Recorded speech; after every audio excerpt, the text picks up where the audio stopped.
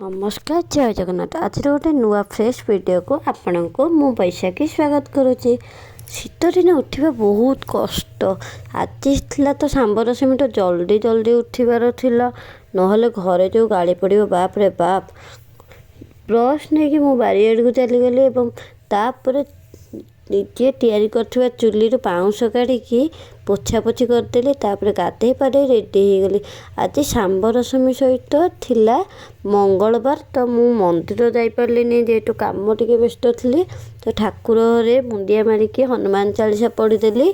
तापर ब्रेकफास्ट रे मु आज खाई चूड़ा संतुला खट्टा मिठा डाली जोटा मु काली करी। तापर आसीगली माँ को साहाय्य करिया जमीक माटी गुड़ा को भल कि चकटिकी एमती 7टा गुड़ा कर देइथली पूजा रे आवश्यक हो बोली।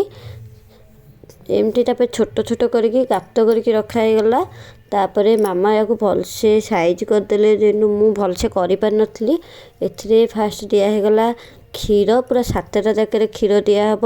अच्छा, मोर गोटे प्रश्न आपण मानकु, सांबर रसमी काहेकि पालन करा जाए और सांबर रसमी रे केउ देवता बा देवी को मुख्यतः पूजा करा जाए आ सांबर रसमी मुख्य जिनिस सब कौन?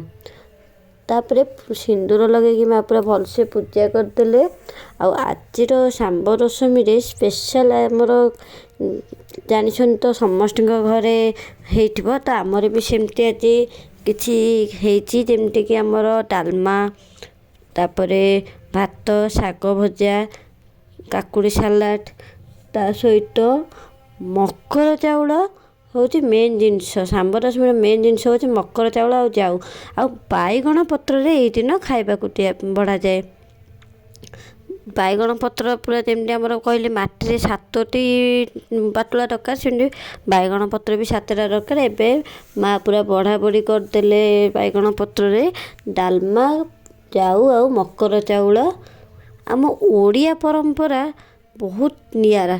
आमर 12 मासरे 13 पर्व आउ सांबर रसमी प्रति वर्ष माघ मासरे पड़ी थाए।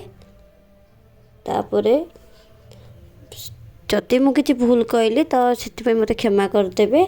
पूजा पूजी सरला परे समस्ते मुंडिया मार आ सूर्य जेहेतु सकल शक्तिर आधार, ये सूर्य को पूजा करा जाए। तापरे जो बैगण पत्र रे जोटा भोग लगी थाए छोट बेले खाया आम बहुत समस्त पड़िशा घर सब बुली बुली खाऊलु। एबे आम बड़ हो गलुणी आ खाऊनु। छोट बेले एक्चुअली प्रकृत में छोट बेले ही सबुठ भल दिन गुड़िक थिला। देखो केते सुंदर भाव में सजाईगला। एबे छुआ को आम घर पाखापाखि छुआ को डकाईगला खाइबा। छोट छुआ पूरा पत्र सफा करके खाइबे। खाई सारा पर मु लंच कर भात, डालमा आ काकुड़ी सालाड। तापर बहुत दिन पर आज मो भौणी मोर टिके चालिया को जाइलु। एबे सूर्य देवता को नमस्कार करी